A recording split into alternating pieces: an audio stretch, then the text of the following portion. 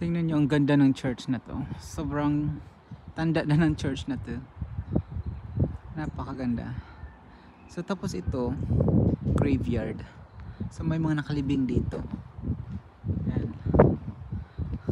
Ganito yung mga church sa England. Sa labas, cementerio. Yan.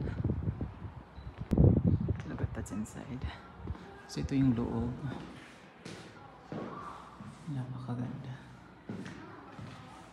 So ito yung information kung gusto niyo malaman.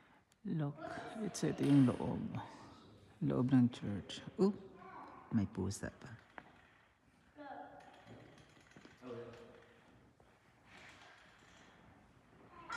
Grabe, ang ganda. Sobrang tanda ng church na to. Parang more than 100 years.